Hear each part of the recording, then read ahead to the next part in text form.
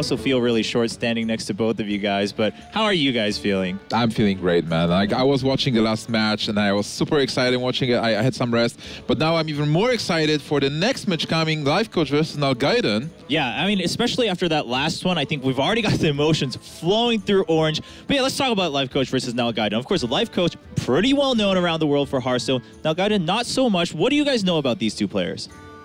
Well, Lifecoach obviously coming off strong throughout this past month or two, winning a lot of tournaments, or placing well in the others.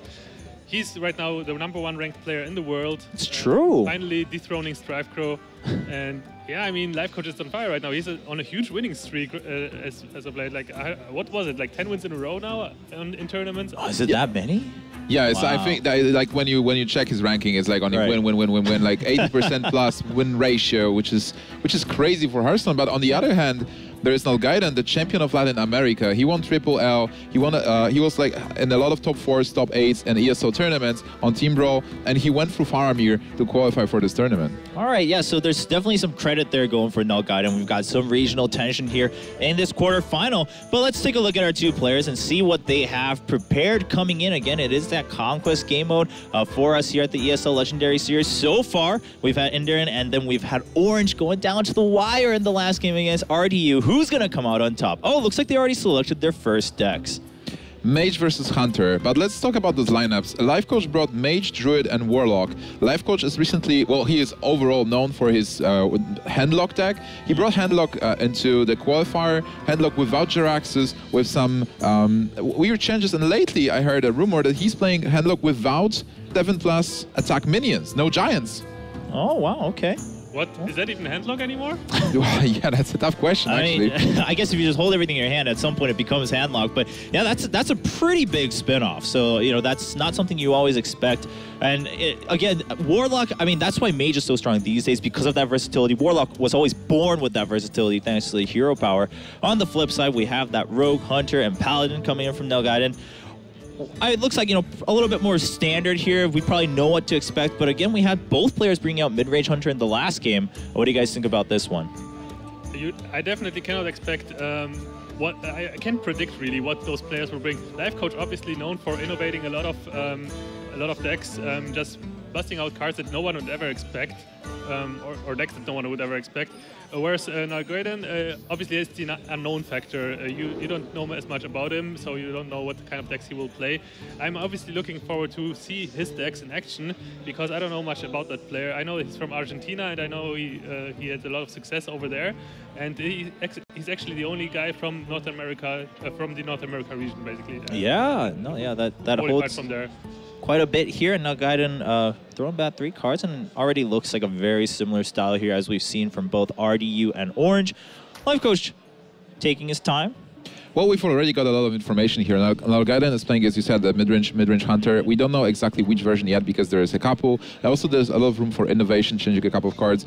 For Lifecoach, it's a mech mage. It's a mech mage with mirror entity. So we know that this is not the mana worm portal thing. This is mad scientist mirror entity, and he is looking for a 2-drop, basically, like Mech Warper, Snow Chugger, but keeping the Blast Mage in the opening hand, or thinking about it. Yeah, what do you think about that? Keeping the Blast Mage, of course, if you get those mechs, it's going to be perfect on turn 4, but it is a 4-mana card. Oh, and he gets the Mirror Entity. Well, a new Mirror Entity back there, right there for Lifecoach. Yeah, a bit of an unlucky start for Lifecoach. There's only this 1 drop, and he doesn't really have anything for turn 2. And turn 3 Mirror Entity is not the best play that Mage can do, especially because you want to set up the board early and snowball from that. It is kind of risky to actually keep the Blast Mage, especially because if you don't have the coin and the extra card that comes along with it, your curve is more likely to fail. And what is really important about that Mech Mage is that curve. So if you, like Lifecoach right now, top decking a 6, drawing a 6-drop and a 4-drop after mulliganing away a Mirror Entity and getting 1 back, just makes his hand so poor. And if he mulliganed the Blast Mage away, he would have had an increased chance of actually getting a better curve. Yeah, so it looks like he's kind of forced to use that hero power to get rid of the list. Wow! King Crush for Nalguidan. Web spinners are just handing out legendaries all day today here in Katowice. Yeah, that's just incredible. Also, the Paladin Sky Golem for Lifecoach is a bit curious. It's not a card you usually see in a Mech Mage, but it is a card you can definitely play on curve, and it fits well on turn 6. All right, so what do you do here with Nalguidan? Of course, you have the coin, but nothing to really... I mean, you could bring out the bow. You have 2 bows in hand. But on the flip side, you do have that web spinner too. Well, I think developing a bow is alright. You want to deny the mech, you want to deny the technician being a 4/4 and giving a spare part. So having this bow online before you do your next turn play is always good because you will be able to trade with whatever Lifecoach plays next turn. Yep. Unless it's a mirror entity, you don't have to trade in that. Well, definitely the only card on mana curve here, but it's also just a secret being played out. Turn 3 or 4, not going to really bank on getting something amazing out of it. It's not that bad for Lifecoach anyway, because this hunter is a mid-range hunter, as we mentioned. It's not that fast. It's more about the board control. Even though Mech Mage would love to be super aggressive versus this kind of hunter, because with Juggler, Unleash the Hounds, Hunter will be able to take over the board control. But for now, Lifecoach has time. Even though his hand is bad, against the Face Hunter, this would be terrible for him. Right on.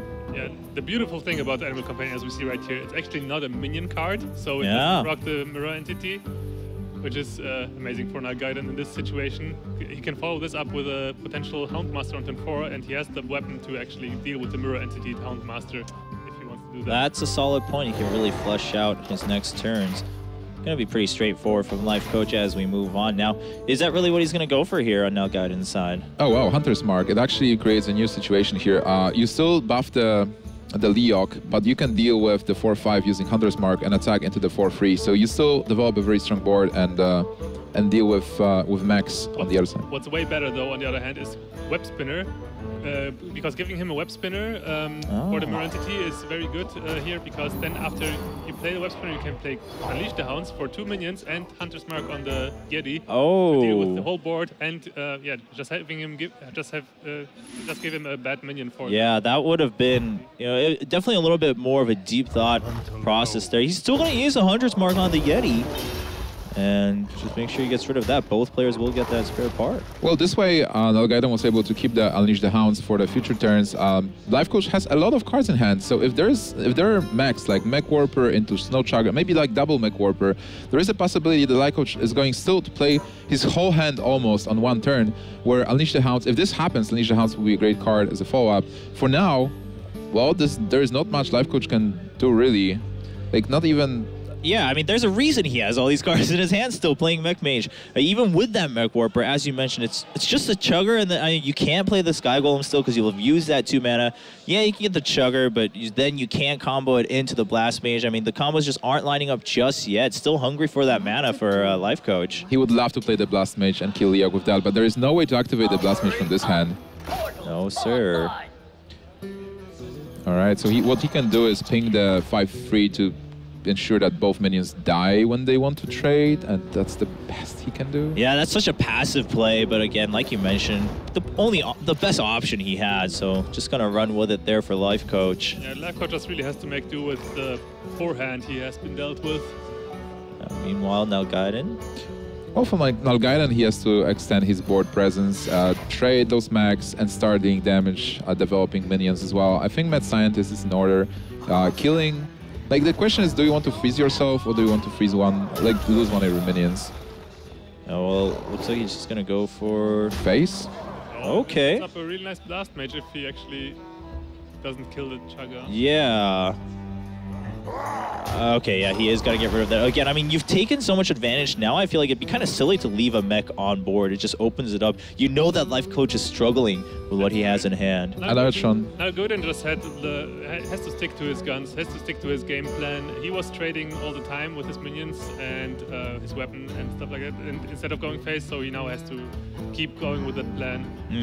Well, staring at Lifecoach's hand, you know there is like at least 3 cards and 2 spare parts, so a possibility of a Blast Mage is pretty high. But then Lifecoach did pick that Anayotron, which is very important. He will be able to activate the Blast Mage. Yes, and is it going to kill Leok? Oh, wow. Lifecoach having like the reverse RDU. Yeah. That doesn't feel too good. I mean, yeah, the Anayotron is still going to hold up for a little bit. You got the Blast Mage on board, but that's not what you were saving them up for, sadly. Well, what you can do here, can you unleash? And because you get the +1 attack on those dogs. Oh, yeah. So maybe there's like a good way to trade. If you get...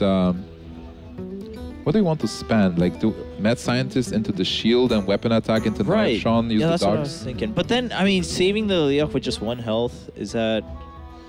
I guess you already unleashed the Hound, so now you've committed to that.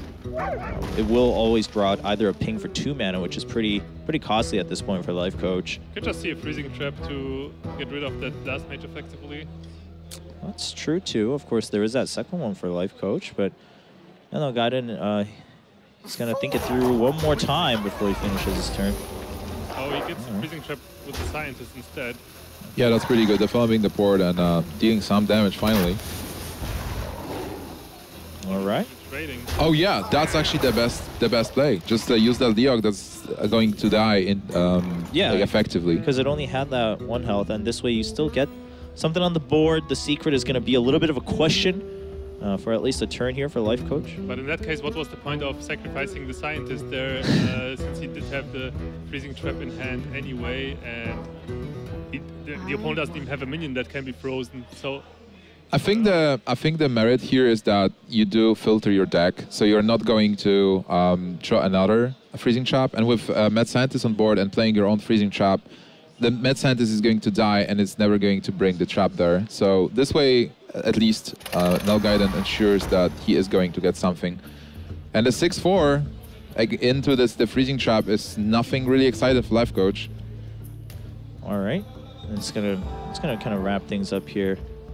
For Lifecoach, still wants to think everything through before he moves on with his turn. And Nalguidan, now both players already have kind of figured out each other's hands. I mean, not down to the details, but you flushed out pretty much everything you would have had in the beginning.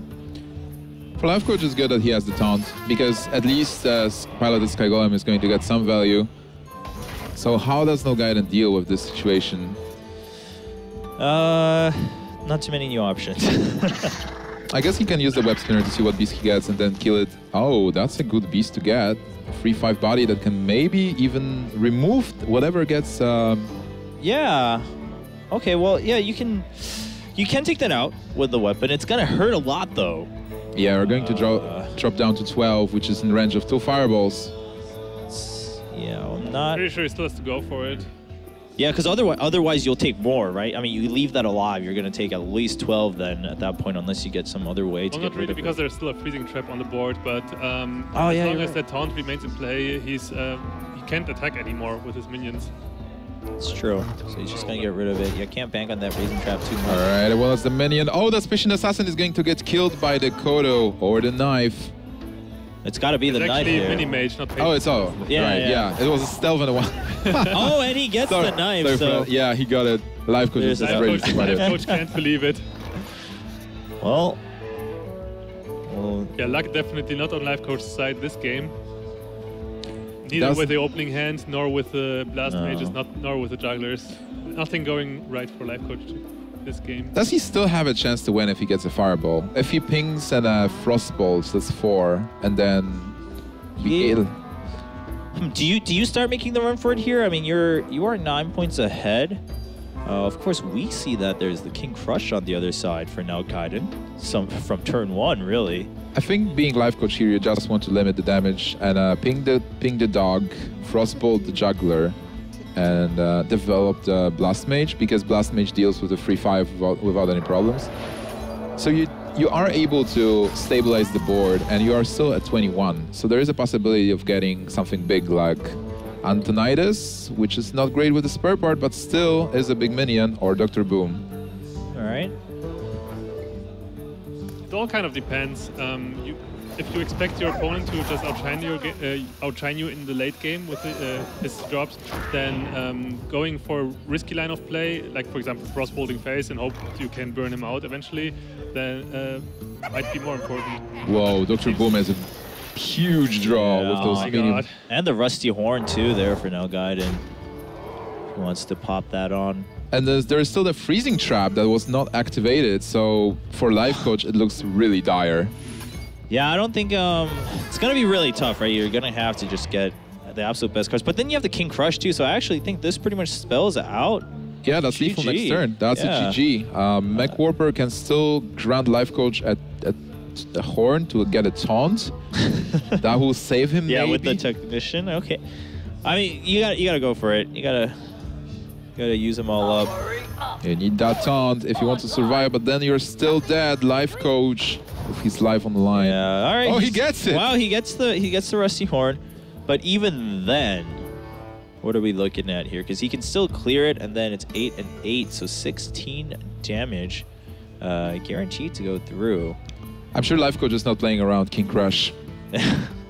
Yeah, 16 and no hero power, so... I want to see Lifecoach faces, because Lifecoach is really expressive when something happens. And he feels like this game he got really unlucky with the plays and with everything that happened. So when he sees the King Crush, it will be the ultimate humiliation. Man, from game 1, not the best way to kick things off, but he's gonna... Okay. He's preparing Dr. Boom to get rid of it. Yeah. Because he might actually trade here. Yeah, well... Now, I think you definitely clear here for Nalguidan. But there's still a freezing trap, so he can't really attack. Yeah. Well, if the bot hits face. If bot hits face, that's it. It's a pretty low chance though here. Okay, and it's only 2. All right. I mean, so Nalguidan, like you keep mentioning, definitely feels all right because of the freezing trap. He has a second one too, so he's not worried about extending the game. So at this point, in fact, in Nalguidan's shoes, personally, don't play it risky. I just play it slower, if anything. You've got the hero power too. Yeah, with the information we see right here, it's just a matter of time. All right, look at Lifecoach, guys. King Crush is going to get dropped. No Lifecoach? No reaction at all. I'm surprised. I'm pretty sure Lifecoach already dealt with the fact that he lost this game already. Even though he survives this turn, he is most certainly gonna die next turn. Well, I think maybe what's making him a little bit more confused than being surprised is that obviously this doesn't guarantee the lethal this turn. So then probably trying to figure out what can I draw to make something work out of it, which I can't think of a single card that can really take care of this board. There's absolutely nothing that Lifecoach can draw. Yeah. What's amazing looking at this board is that both Kodo and King Crush are the web spinner cards. Yeah, you're right. And you know what's crazy? Stampede Kodo is actually not a Kodo, it's a cleft hoof. I keep reading about this more and more recently, but that's true. But I don't think Nalguidan's too concerned about that right now. As long as he gets the job done, right? Doesn't matter what you call it. Yep, the last play for Lifecoach is to attack with the Blast Mage, get it back to his hand with the Freezing Trap, then play Piloted Shredder, replay the Blast Mage, activate the Battle Cry, and crit with every hit to face, dealing 3 points of damage each. Yes, I see that happen all the time. The crits from the Blast Mage in Hearthstone. But it's gonna spell the end here. Yeah, I mean, no matter what it hits, right? Yeah, there's like... He's just playing it out. The Boombot was not hit. Yeah, that would have made things a little bit more exciting perhaps for us, but that's gonna be it as King Crush charges forward, and then a tiny little Boombot bringing the win for Nalguidan here in set number 1. Oh wow, EU versus US. 1 for the US. Wow. Well, technically it's Argentina. Yeah, you're right. Yeah, not the U.S., but we'll just call it the Americas. The Americas. We like to do Americas. that. Us Americans. You're right, we just say Americas, and now everyone's one big happy country. But what do you guys think? I mean, so we've got that Hunter now out of the way for Lifecoach, since that brought a win for Nalguidan. He's still got his Druid, could bring back his Mage, and then his Warlock.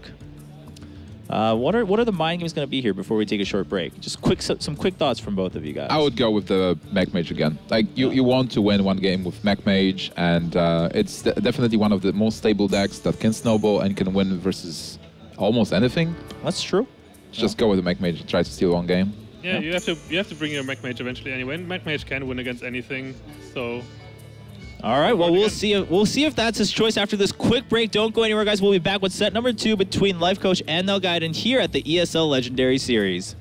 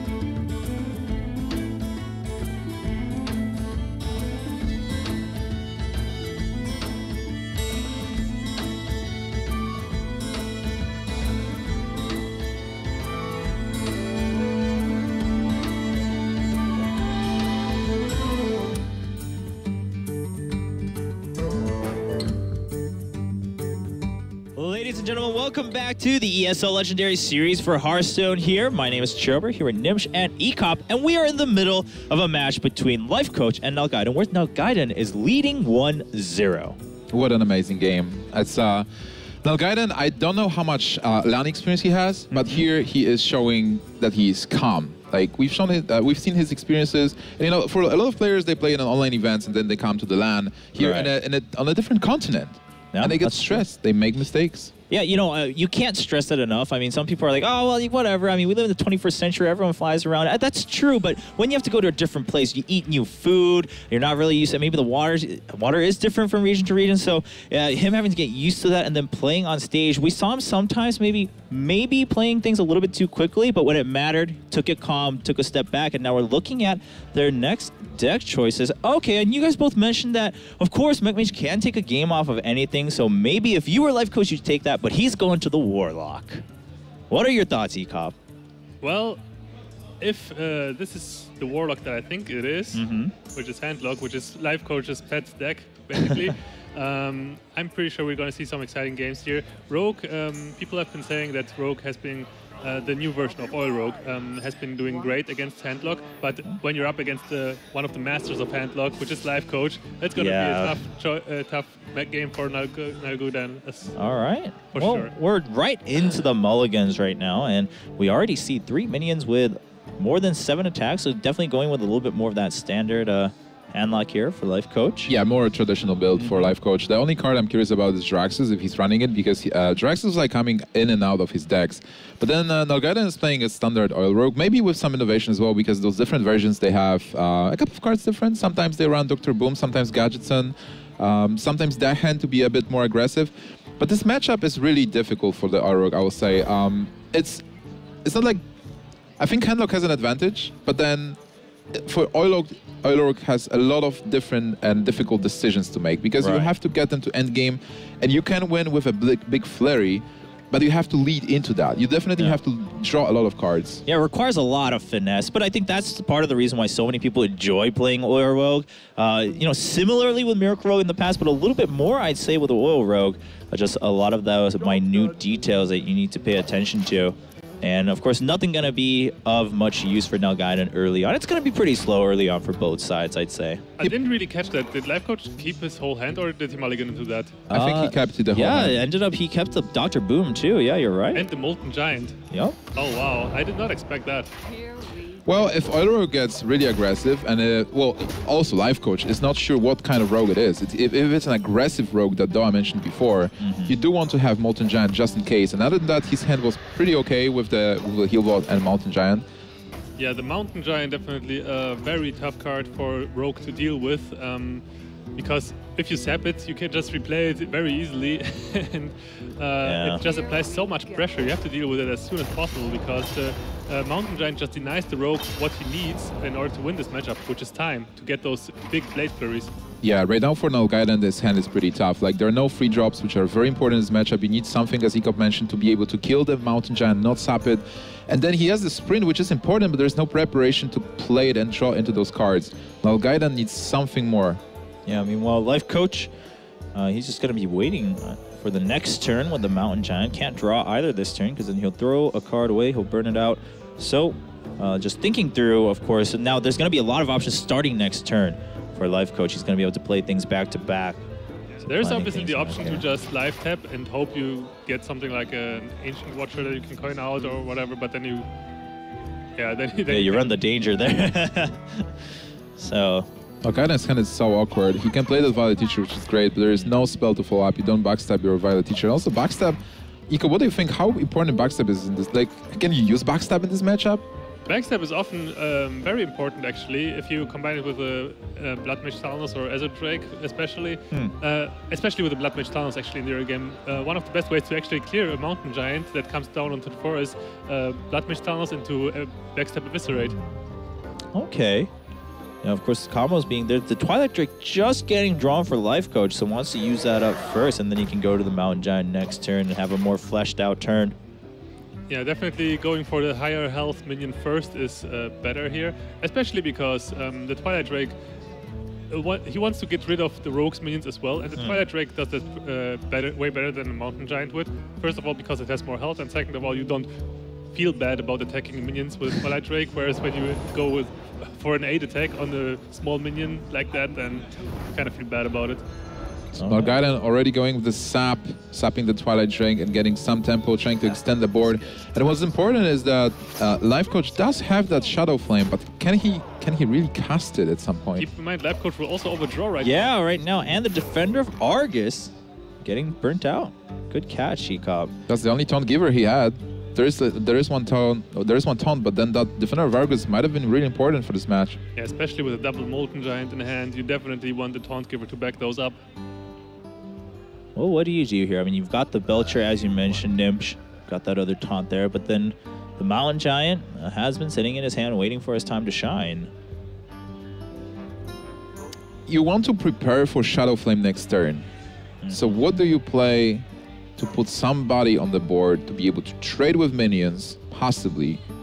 Lifecoach is not that much concerned, I think, because it's not like he's going to die in one turn next turn. Right. He still has the heal bot and the Molten Giant. So basically for him, it will be good if he drops down, because then he will be able to play those Molten Giants, heal himself up, and keep the pressure and win maybe in 1-2 turns. But for now, he needs to value the cards in his hand. Like, do you want to cycle Mortal Coil into the 1-1, or do you want to develop that 8-8, or do you want to maybe get the Twilight Drake again? All right, well, Belcher going to go out. He'll definitely last a little while. Now that Lifecoach has seen the sap gone, he's definitely more confident about just playing a clunky minion like that. And also, he actually has the possibility to just clear the whole board, no matter what, with Mountain Giant and then coining out the Shadow Flame. Okay, yeah, he still has that coin, you're right. But then he won't be able to play a Dr. Boom, which is really important to have in this matchup. Because Dr. Boom is also one of the most annoying cards to deal with if you're the rogue player. Yeah, but with all these apprentices coming out from the Violet Teacher, that Shadow Flame is going to be a high priority for Lifecoach, no doubt. Yeah, he most certainly has to do it. There's no way he can sustain this much damage. Unless he gets something like an Iron Beak, then maybe, or Ancient Watcher. There is another Defender of Argus for Lifecoach. Yeah, gets that. One more chance to taunt something up, of course. Will he use that this turn? Well, Lifecoach is a player who takes his time. There's a lot of cards in his hand. And is that true, really? He takes his time? I guess. I've never heard that. Lifecoach taking time at Hearthstone. Who would have guessed? I mean, look at those options that Lifecoach has. You cannot really blame him for that. No, of course not. And even if there was like only one really good option, which is in this case Mountain Giant to coin Shadow Flame, you definitely also need to think ahead 1 or even 2 turns. Exactly. And then why not use this turn to do that? All right, well. This is exactly what Lifecoach is doing in general. Yeah, and you know, perhaps that's why he's at the top of the rankings right now. You know, he takes his time every time. If something's obvious, then like you said, take that chance to think about the next one, because your time's going to be limited in the end. Now, Nalguidan actually gets time because the board got cleared. Lifecoach is still apart from the Molten Giant range with 17 points of health, so Nalguidan can just replenish his hand and try to aim for really strong plays coming forward. Yeah, he's got a couple options to work with from those draws. Nothing that synergizes immediately, but to just snap play Dr. Boom. It's turn 7, Dr. GG go. Boom bot. You gotta go for it, I would say. It's just way too good to not play it against the rogue deck. Yeah, I see no reason not to, and that'll help you lead into the next ones. If you get lower, you can play that anti-Q about the turn after. All right, so Dr. Boom is going to get played. Dr. GG. Oh, well, does it spell GG yet? We'll see. I mean, you've got the prep, you got the Lotheb.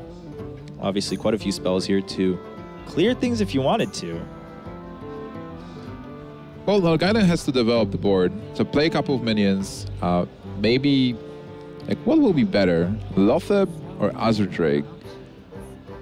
Azure Drake obviously very good with all the damage spells that he has in his hand. Backstab and Fan of Knives. Just dealing so much damage thanks to Azure Drake. He can actually clear easily. Yeah, he can. Yeah, he's got so many spells. He's got 2 Blade Freeze. You've got the Backstab. You got the Fan of Knives if you wanted to use that instead, and the prep to round it all out and make it possible. He'll definitely hope to not lose the Azure Drake in the process, because the boombots, they can remove it. Yeah. Okay, well... Well, obviously backstab first. Yeah, if you want to backstab, and you've got to get that Drake down, so... Then the fan. Okay. So he decided to not trap the fan, which would have been an alternative, because then he wouldn't have to face tank this Dr. Boom right now.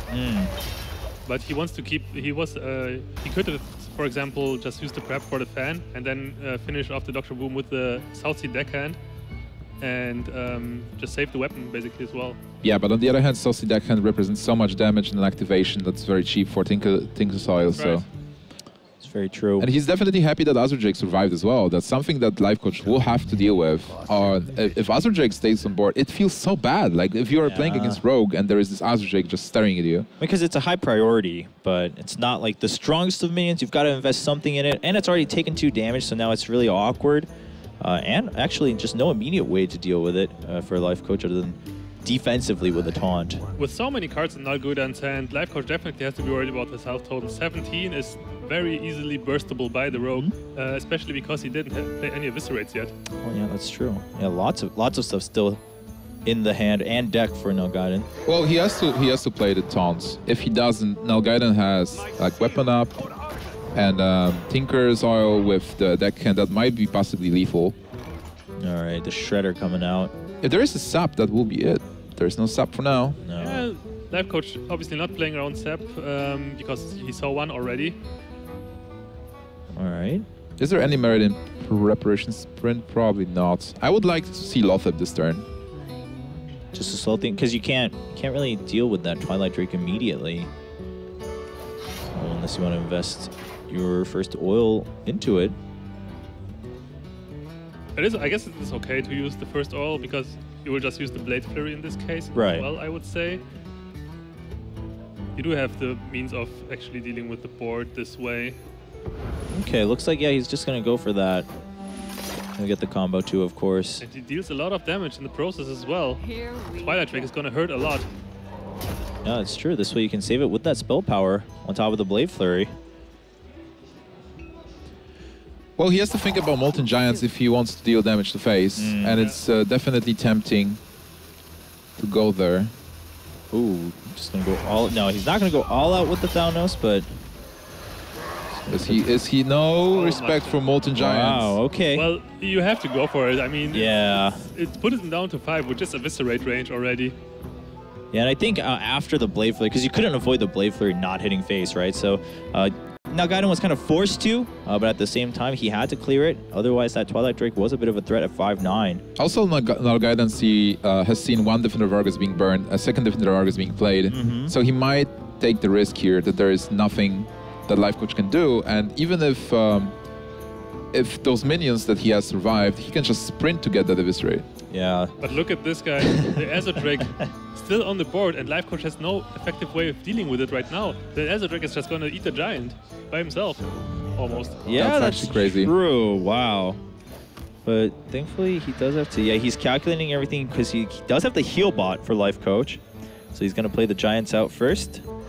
Healbot was fishing for something else, something a little bit more active than the Watcher, but he'll still be able to get the taunt down from the Sun Fury Protector. That's still such a powerful turn for Lifecoach. Double Molten Giant for free, Healbot and a taunt, 4 minions just like that, getting him not sure if it's the safe range, but it's definitely not a bad situation. Both players actually very much on the edge right now of defeat or victory. Yeah. Both players at 11 health with it, which is basically nothing with a kind of board like this.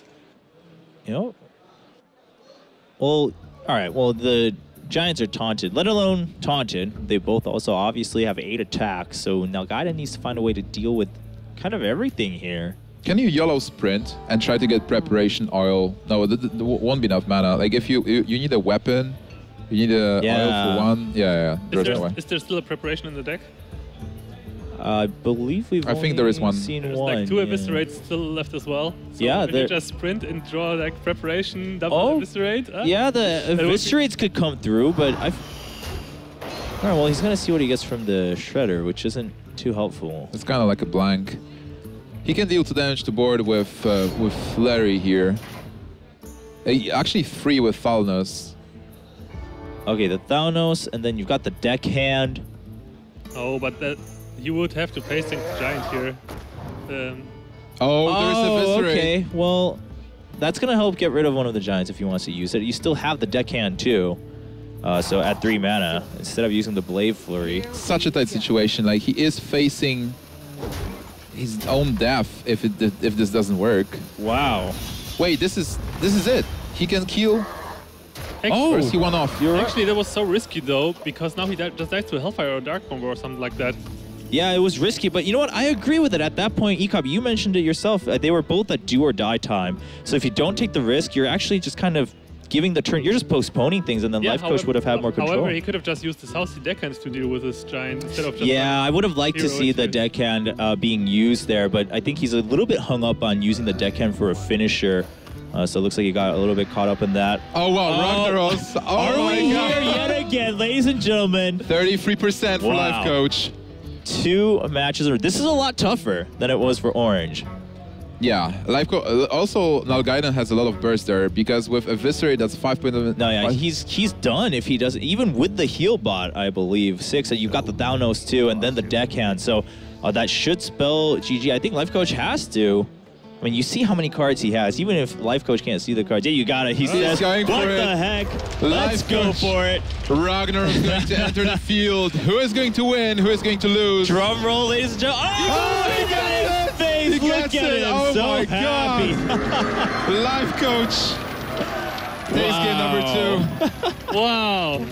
So already in the quarterfinals here, in Katowice. Wow, now Nalguidan does not just so sad. look happy. But of course, overall score-wise, that ties it up 1-1. But definitely the emotional momentum going over to Lifecoach. Gotta be a happy time. Of course, we saw a similar moment earlier with Orange. We're gonna take a quick break, and then we'll be back to jump right into set 3 between these 2 players here at the ESL Legendary Series.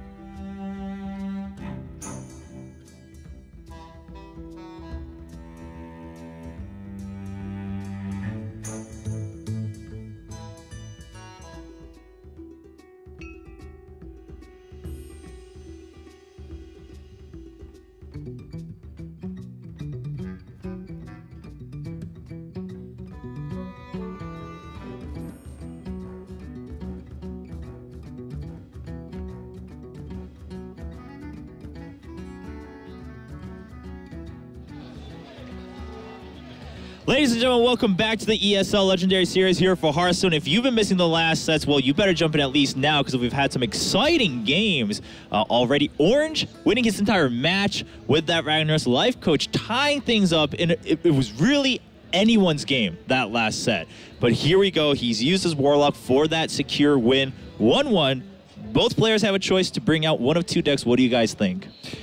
Oh, wow. So Nalguidan still has his Rogue and Paladin left. The Rogue just lost Ragnaros being kind of like a preview of Black Rogue Mountain, you know, being released soon. And for Lifecoach, there's Druid and Mage.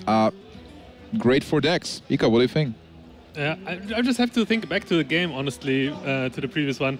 Imagine imagine Nalguidan would have actually gone for the South Sea deckhand instead of face tanking that Oh, yeah. Hindsight is 20/20, but you're right. You know, we were talking about using that deckhand, and that might at least bought him one more turn, right? And then he could have hoped that the Rag doesn't hit him.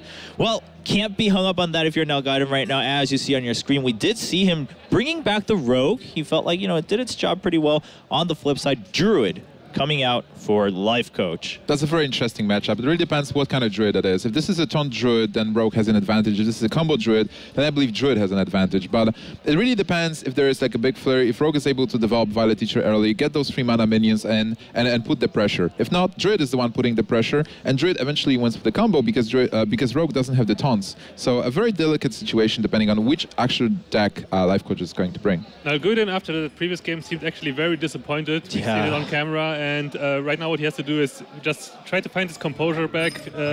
This is a fresh game. It's a fresh start once again. He's still in this match, and he definitely just calm down. Yeah, mindset is really important in those tournaments. The mental game, especially in Hearthstone, where it really is all your mentality, right? I mean, there aren't any like micro things or anything like that in Hearthstone. So we'll see if Nalguidan can pick things back up, and maybe this is where that experience comes in handy for Lifecoach. Nalguidan hasn't had to be on this stage or this kind of stage in this moment where he got disappointed in his own play and deck. We'll see how he pulls through. Well, for now, Nalguidan is looking good with SI7 Agent, Violet Teacher, and the coin. He also has the Oil and Flurry, which is not that great in the beginning, but then he will be able to use it later. No preparation for now, and Lifecoach has to throw away his whole hand, which is reasonable. We see one Savage Roar, which means that this is possibly the double combo, or a mixture of one combo and mid-range minions. Right on. Well, hopefully we'll get a little bit more information once he goes through with this mulligan. Lifecoach definitely just looking for that good old wild growth. Doesn't find it though. Oh, Shock Nourish. Yeah, the Nourish is there, and then the Kezan Mystic we saw too. And Ragnar is coming back, maybe making another big play for Lifecoach later on down the road. That's actually a terrible hand. It seems like he's playing kind of the same version as RDU did. They are teammates after all, so we will see how it goes. But this hand is just terrible. Wow. But look at Lifecoach. Even though he got this hand, he's just smiling. He knows like, huh, okay, I just won with Ragnaros, and even though this hand is bad, he can still do it. He's actually playing with he's playing with his board there. Meanwhile, Nalguidan definitely not having that much leisure. After that last game, I think Nalguidan really wants to bunker down here and focus. But nothing puts you in the saddle as well as like a good game where you have the curve and SI7 into SI7, Violet Teacher, Lothep, that's good curve. What do you guys think about coining out SI7? He has a pretty sick curve with SI7 into Violet Teacher into Lothep, and he's going for that, it seems. Yeah, both of you guys mentioning that, I think you have to. I mean, especially seeing that, all right, well, there's nothing early coming out from Lifecoach. It is Druid. Might as well. He gets a free drop. Wait. For a second, I thought I missed on it. I was like, really? But wow, Lifecoach just going to have to hang out with Shapeshift for a long time. I've seen those hands before. Druid is a deck that can actually make it back. Like, even though you get this really bad hand, you do have to swipe somewhere at some point, maybe clear the board with Force of Nature, and then start building up with those bombs. Like, when Lifecoach gets to turn 7 and starts dropping those big minions, Nalguidan will be in trouble if the game is still running. And the Innervate here, so you can bring out the Sky Golem for Lifecoach if you really wanted to. Does he feel that threat, though? I mean, it is only 4 health. It's probably going to get taken care of pretty easily. But then you get a minion, so I think it's still worth it. Yeah, I mean, you get something sticky on the board, right? He doesn't even have a fight drop. Like, I can't imagine Druid not having a fight. Well, he has Nourish, but not basically what I would like to have. I really like the line of play that Nalguidan is taking, by the way. Many players probably would have saved the SI7 just because you are like, oh yeah, I have to make use out of the battle cry, the combo, right? yeah. And nope, not this time. Like Nalguidan knows exactly that. You know, SI7 isn't even that useful against Druid to begin with, the battle cry that is. So all he needs to do is just apply the pressure. Druid has a hard time dealing with a bunch of minions early on. So yeah. If Nalguidan just keeps up the pressure with Violet Teacher and Lothep the following turns, he just can close out the game very quickly. Oh, all right. Lifecoach looked like he made his mind up, but okay. Playing Kezan Mystic because he doesn't have the turn 5 play, so with Innervate he will be able to Innervate Dr. Boom on 5. And what's the best mechanism to get back in the game? Dr. Boom on turn 5. Yeah. Or 4 with coin. Even better. But yeah, Dr. Boom will help. And the Kezan Mystic, of course, not going to see any use against enemy secrets against a rogue. So, all right. Either soak up some damage or put something else on the board for you to use next turn. For Nalguidan here, well... Do you clear that off? I think you do, because if you play Violet Teacher, you don't want to get into a situation where Kazan Mystic is going to attack it to Violet Teacher and a simple shapeshift is going to kill it. So here's a fair trade. Like, you free drop into a 4-drop, it's good. And you still keep the board pressure, keep the board position. That's pretty nice. All right, well, this turn kind of spells itself out, although Lifecoach is thinking a little bit. The wild card arrived like 2 turns too late. Yeah. I feel like everything from now on is going to arrive pretty late for Lifecoach. He had everything else from the beginning. But Innervate Dr. Boom. But Innervate Dr. Boom, and you know there's probably no BGH, but if there is a sap, what does it even mean? You won't be able to replay Boom on 6. He's going for Dr. Boom, which is the correct play. There is that sap for Nalguidan. Yeah, usually it hurts you very much to sap Dr. Boom. However, if the Dr. Boom was innervated, it's much more pleasant to play a sap than Dr. Boom, that's for sure. And he's got the Violet Teacher too, so you know everything is kind of falling into place still for Nalguidan. Obviously, this matchup again, you got to kind of wait and see. Druids can climb back in, but I don't think he's too concerned here. On the other hand, that's if you sap, your curve is pretty awkward because then you only have 3 mana. Yeah, so I was it's about like to say that. Spending the whole turn on sap. I mean, what other options do you really have, though? Because the only one that wouldn't have felt awkward really is Lothar, because everything else were 2-drops here, including his hero power, so just going to send that back. That's okay, you could just hero power up. That's alright, I guess. Yeah. See where the Boombot sit? Okay. That's okay for him. Yeah, like, that's pretty good, actually. not killing the SA7. Uh-huh. And SA7 is down. You spoke too soon.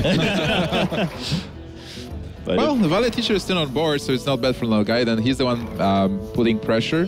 But then Lifecoach is getting to those big minions now. Yeah, now he's really weathered the storm enough. And again, we talked about Nalguidan, took advantage of it early with the agents, but they weren't able to do too much. Well, look at this. Piloted Sky Golem on 6 into Dr. Boom being replayed on 7 into Ragnaros. Then, yeah, Ragnaros. Can Nalguidan finish the game before those big bombs actually take it over? Wow. I don't... It looks a little bit risky, right? Looking at Nalguidan's hand. His hand is all set up for like finishers and combos, but not to deal with all of these minions on board. I honestly think, though, that if the Rogue loses, it might have come down to actually trading the Kazan Mystic away. Nalguidan had actually the game plan to apply this pressure, right? And he just played a really good curve, but he didn't capitalize on it by going for face all the time. That 3 damage that he didn't hit with an SI7 when he traded into the Kazan Mystic might come into play here. Wow, that is the top deck. Even though, again, his mana curve will be awkward, he is continuing to put pressure on board. Sapping that might be useful here. Yeah, so the sap code, Lifecoach just shaking his head, really? Again, but there we go. That's another token coming out. Yeah, the Thalnos coming out right there too, and then might as well get a fresh weapon off of that. Lifecoach needs a swipe. Swipe will be nice. And will he get it? We'll see as soon as the draw goes through here for Lifecoach. Man, that sap was so crucial. I don't believe it. Well, yeah, right on time for Nalguidan. Basically, for 2 mana, he was able to cancel Lifecoach's 6th turn. Do you have to like make some calculations how much mana that sap was able to burn? Yeah. You traded 4 mana for a total of, well, if Innervate counts as 2 mana as well, I guess, right? Yeah, because the first, wow. He burned like 4 plus, he burned 9 mana. 13, 9 mana, yeah, for just 4. A 9 mana advantage. Well, that's, I think Dr. Boom is still the play here. yeah, why wouldn't you, you know? It's Dr. Boom. I mean, if Dr. Boom is green on your screen, you gotta put him down. There's like basically not many options there. It's Dr. Seuss for Hearthstone right there. How much damage is there incoming with Oil and the Blade Flurry? Ooh, good question. Well, we'd have... That's 8 plus 5 on board, that's 13. So... Not there yet. Like, even if he's able to activate it. Okay, and he's gonna get rid of the Thalnos. I think smart choice. 6, 8. Right. No, definitely not lethal yet after taking care of that Thalnos. So, but I think ECOP, you keep bringing up a good point, right? You got to go in with that same game plan you had from the beginning, and the moment of truth is here again. Yeah, that Dr. Boom is pretty threatening, but he does have the oil and 2 Blade Flurries. do you just kind of push for it? Maybe you just put the Lotho down and try to weather the storm for one turn from Dr. Boom. If you put the Druid on 9, yeah, it's really tough because there can be Ancient of Lore, there can be a Druid of a Claw. Yeah, keep in mind both Seps are gone, so if Lifecoach hits a taunt, it's going to be pretty much game over right there, yeah. I think you just have to develop the board. Just play either Azure Drake or Lothab. Is there any merit in getting one Flurry this turn to get a bit damage and get another 1/1 token? Yeah, but keep in mind the boombots, right? Right. They are threatening to kill your minions. Yeah, if they clear out the teacher, then that's kind of rough. I mean, okay, do you play it now? I guess not. I think Nalguidan has to YOLO here because he doesn't have any good way to draw cards. So he's going to use this Flurry. He does get another token, so maybe that can help soak up one of the bombs. It is going to. One will hit the teacher for 4, but still going to stay alive, so... However, now we see that Nalguidan has actually nothing to combo this Tinker's Sharpsword Oil. He doesn't have to. Oil still represents 8 points of damage. Well, 7 with Flurry. That's true, I guess. Yeah, next turn you can just weapon up and then the oil into the Flurry. So now the question is, can Lifecoach just to clear the whole board? How does he do it? You can use Keeper. Yeah, I feel like you got to use the Keeper because you definitely don't want to hit the teacher with like face or something like that. True. But then again, like being Lifecoach, you have to think, how do you win the game? If you just trade and lose everything, you might be trying to not lose, but then you might slip. The chance to win the game might slip. So you might make assumptions that there is no lethal in hand, possibly with those 4 cards. Right now, he is a long way though from actually winning, even if he goes for face with the boom here. Yeah, so I feel like you're just kind of fighting to stay alive, but you still got to use the Keeper of the Grove, and then Shapeshift to get rid of the token. Keeps you at 11. Still have 2 minions on board. Sure, one's at 1 health, but no minions on the flip side. If he shapeshift, well, it's like if he shapeshifts into the 3/1, he's dead. Oh my god. Oh my god. Okay. Really? Not something I was really considering. He's dead. That should be game here for Nalguidan, because he does have the Sharpsword Oil. Yeah, weapon up, Sharpsword Oil. Oil gets 4 attack on weapon, and then you attack for 8, and then use the Flurry. That's it. And Nalguidan is going to take game number 3, extending a lead over Lifecoach 2-1. All right. There we go. Wrapping things up with the Blade Flurry Nalguidan. As you mentioned, going up 2-1. His Rogue coming back to win him a set and making things once again pretty interesting here against Lifecoach.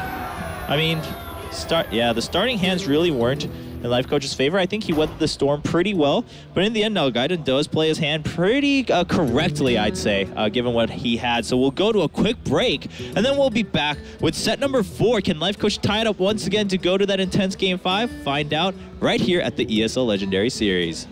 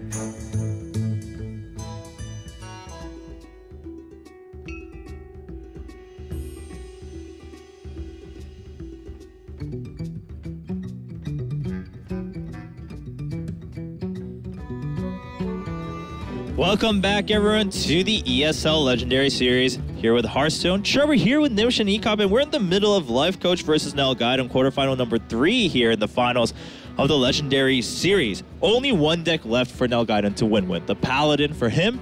Meanwhile, the Druid could come back, or the Mage also for Lifecoach. What do you guys think? We've seen both so far. Wow, like being Lifecoach, you have to still win with both Mage and a Druid. The decks are great. Decks can win versus anything, but then there is this Paladin, and Paladin is not a bad deck either. Paladin can take Mech Mage if it gets a good hand. Paladin can actually kill itself. Like if Paladin gets a bad hand, it loses versus Mech Mage. But if it gets like the Zombie Child to shield mini bots, Master for Battle, it just wins. And then Lifecoach is going to lose the series. But well, it's Lifecoach. We've seen Lifecoach win many times. He is first in the world ranking right now. If somebody is going to pull it off, it's gonna be Lifecoach. What about you, Ecop? It's going to be hard for Lifecoach, I would say. The Paladin, if Nalguidan builds it well and plays it well, it's all about the Paladin build, basically. We've seen many iterations of Paladins, and the players in the pro scene are not really quite sure which is the best one. And if Nalguidan just brings a good Paladin to the table and pilots it well, then he definitely can take at least one game of Lifecoach, which is what he needs to again, I mean, he's down to the wire. He just needs to win one. The comfort is, again, if he loses, he knows what he's up against next turn, and the Paladin gets a second chance for Nalguidan, but Lifecoach has to fight to stay alive. I mean, if Lifecoach loses here in the quarterfinals against Nalguidan, I feel like that's a pretty big upset here for him, being ranked #1 in the world and all, and having that huge win streak so far in professional games. But at tournaments. What a win for Nalguidan, going for the first person in the world and proving himself as not only Latin America champion, but one of the players who can do really well on the world stage. And Lifecoach decided to take the Druid. I think the game is ready. We can jump in to see the mulligans right now. Oh, Lifecoach, that Ragnaros is back. It really just loves hanging out with Lifecoach, I think. He's gonna need to say goodbye for now, though. Like Ragnaros has something with them. Team Nihilum. It's like it's coming back. Yeah, right? Yeah, that's true. They just keep hanging out. Not so much great for RDU, but hopefully it works out better for Lifecoach here. Wow, that's a good start for Nalguidan. Yeah. Basically, versus Druid, you can take 2 routes. One is very aggressive, so you coin out Juggler or Shielded Mini Bot, probably Juggler, see if there is a Wrath or anything else, then follow up with Mini Bot. Conkhammer, maybe not, because you do want to try play the True Silver to be able to deal with Druid of the Claw, but then you are very aggressive. The other approach is just to sit back, produce a lot of dudes, and then when Druid gets the board, equally consecrate and start from there. I'm actually really curious about Lifecoach's decision here to mulligan away the Wrath, if he's actually going to do it, because this Wrath is really important to stay alive with this kind of hand that Nalguidan has. It's the only way for him to deal with this Knife Juggler at the moment. Well, he did. Thankfully, he got some things to play, right? So we're gonna say that's thankful for Lifecoach. He won't be holding off for like 5 turns like he did last game, but Nalguidan's not gonna give him that much breathing room. It's kind of a recurring threat for Lifecoach, a recurring theme for Lifecoach. A recurring theme. He was just always going for those risky mulligans, as we've seen. We've seen it with the Mech Mage. We've seen it with the Warlock as well. Yeah. And now with the Druid versus Paladin, could punish him. Well, Nalguidan is going with Shielded Minibot as opposed to Juggler to protect him from Wrath and deal some damage here. It's going to pay...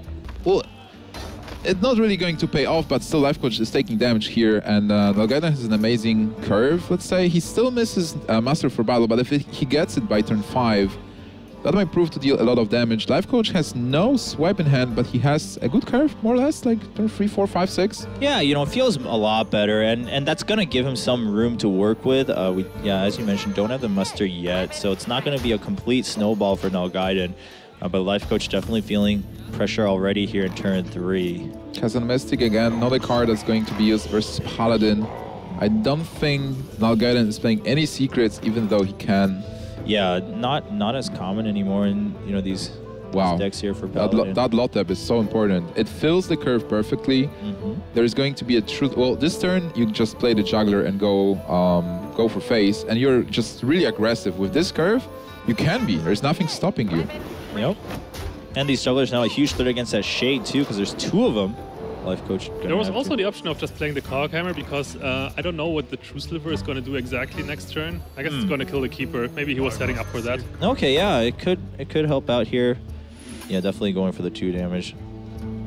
I like getting to silver on 4 with the Druids. Not only you can probably kill something on 4, like Keeper or maybe Kazan, and then you have it for a Druid of the Claw to be able to finish it with an attack and shoot that mini-bot.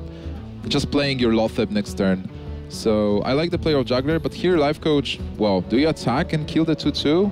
Your minion, or like a Juggler, your minion is going to get killed. You have to think, and at the back of your mind, you have to think about Master for Battle.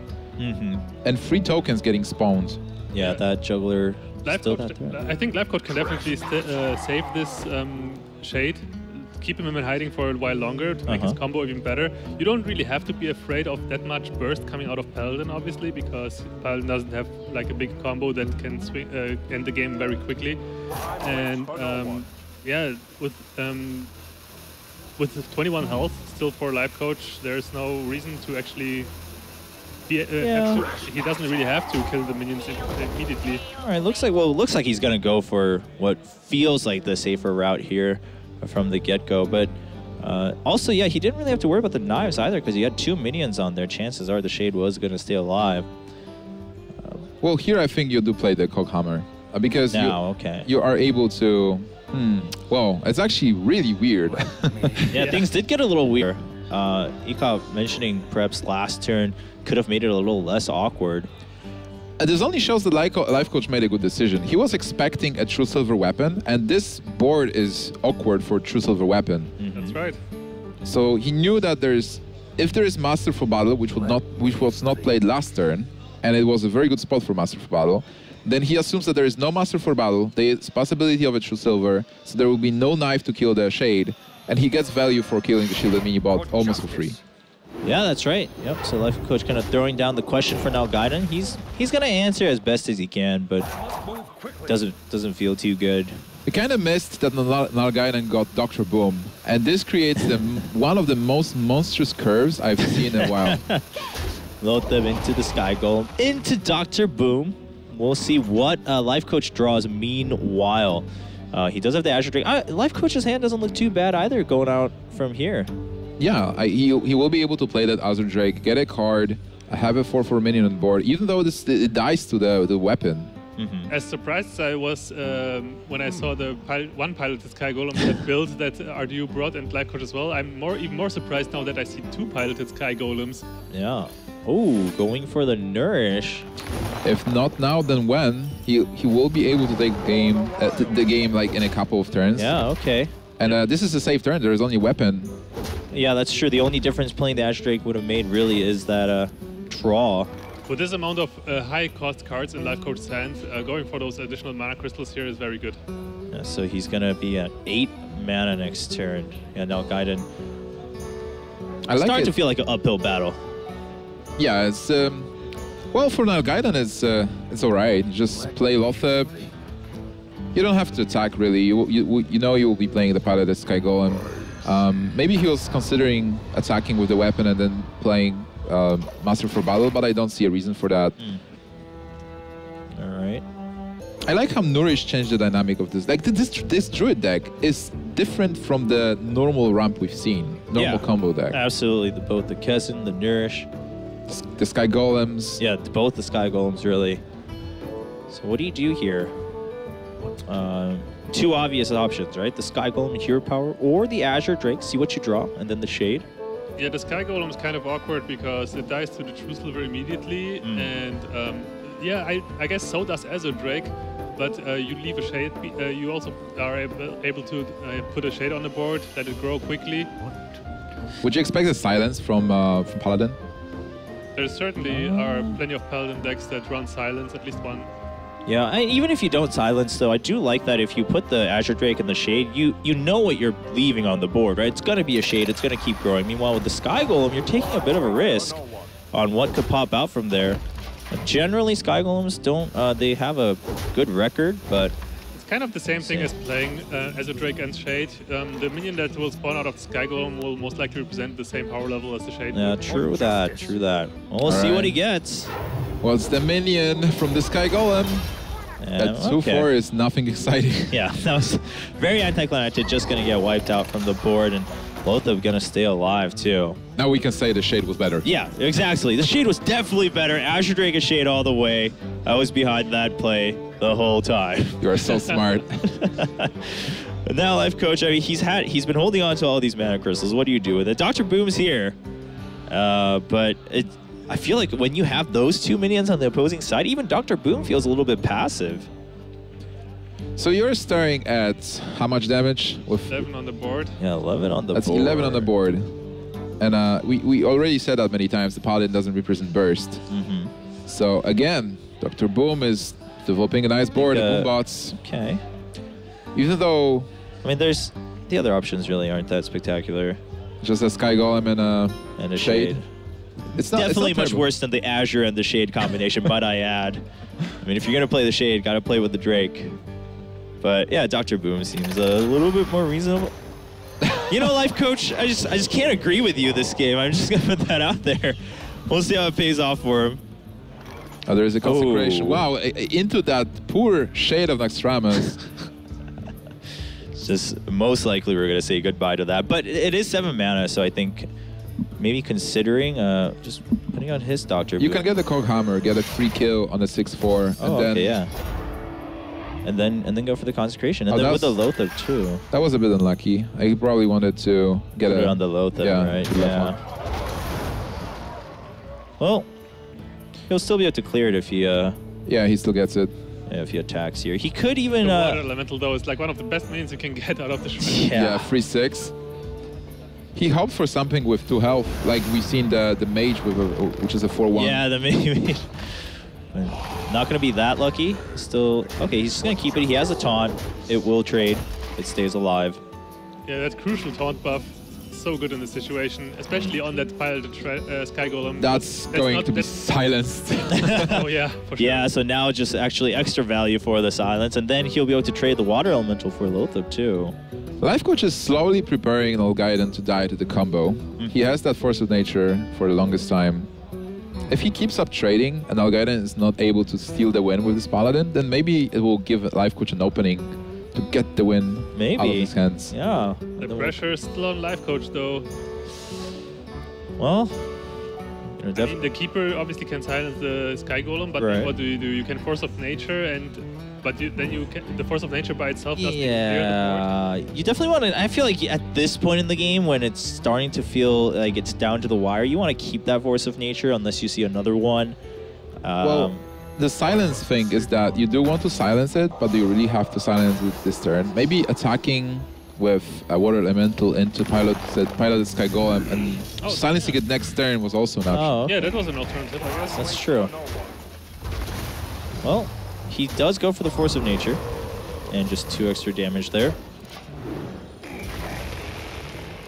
Nalguidan does have that Dr. Boom. Oh, that's a fantastic card. He will be able to develop the board instantly. He is losing the weapon though, but if he attacks with it first, that's not a problem. Well, I mean, you still have Dr. Boom too. Obviously, it's a little bit more awkward in terms of mana. Do you think Nalguidan would be too greedy to attack with the weapon this turn, play Dr. Boom, attack again next turn, and then go for the Muster Master combo? The Master for Battle Quartermaster combo just puts. It doesn't even put more damage on the board. Let's see. It's 9 plus 2 and 5, 11, 14. For justice. Yeah, so, well, he's definitely going to attack no matter what. Yeah, Right, 11, he's just going to go for it. 11, 14 as opposed to a 9, 9 that can deal boombot damage Yeah, and can potentially. get cleared by a single BGH. I would go for the free That's a good priest. point. Yeah, the BGH. This board is definitely way harder to deal with for the Druid player for sure. Yeah, your swipe is not going to deal with this. I would not expect Starfall with... But Azure Drake Starfall. That's the play. You have to... I don't think we're going to see that coming out from Lifecoach. He should still be able to stay alive, though, with the Wrath. Yeah, I remember those days where Druids actually played Starfall. It's it's an all right card. There's a lot of cards coming back, so maybe when Blackrock Mountain comes out, it will be Starfall's time to shine again.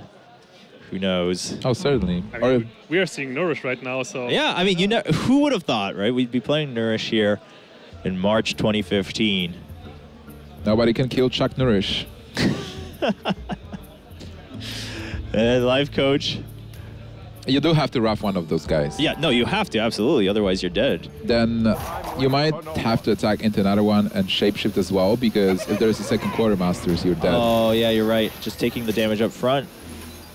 But he's actually just going to go for the boom bot. Oh, he has to rough, so he kind of like hero power. That, yeah, not enough mana for that. Yeah. So there's like 6, 8, 9. He needs 3 points of damage. And Nalguidan. The mind control tech will come into play big time if he wants to. Ooh. Oh, yeah, you definitely do that. You want to steal the boom.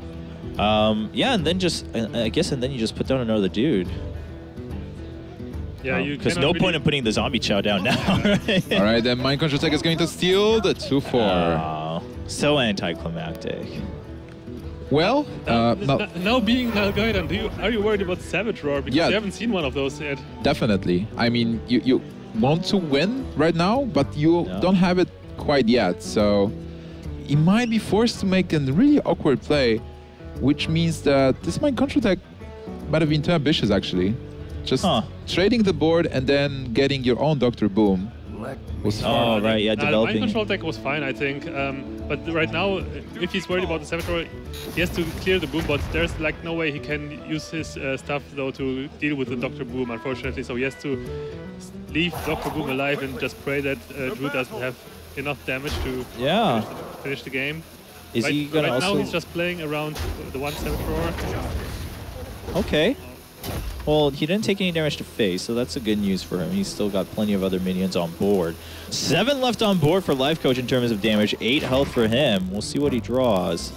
Well, Innervate is not it. He needs to play Azure Drake to get something. If he doesn't, Lifecoach will be eliminated from this tournament. Battle Sugar is a blank. I think that's it. Yeah, you can see the disappointment in Lifecoach's face. He's still going to rack his brain to figure out a way, but I don't see one out of here. The Mind Control Tech, in the end, doing work. I mean, it took out the Keeper to soak up all the damage from the bombs, and that's going to be game. Now, Gaiden taking down the currently #1 ranked, power-ranked player in the world, shutting down his win streak in tournaments.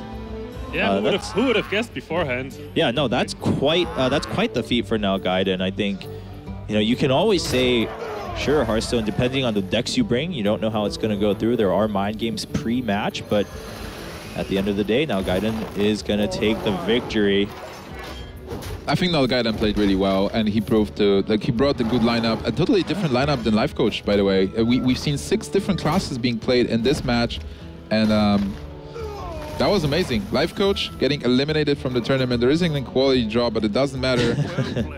Going with the well-played. Honestly, you could call this an upset, but honestly though, Nalguidan had probably the hardest road to this spot right now. Yeah. Where he is. He was the only qualifier from the North America region to make it here. Then he had to go through Faramir, another very good European player that was invited to the top 16. And now Lifecoach, beating Lifecoach in the quarterfinals. Man, Nalguidan just... Yeah, all odds against him, all odds against this unknown player, but he's proving himself that he is here to play. Absolutely. Props to Nalguidan. We'll take a short break so that he can gather himself, and then we'll have him here on the desk to talk to him about his great victory against Lifecoach. Back after this break.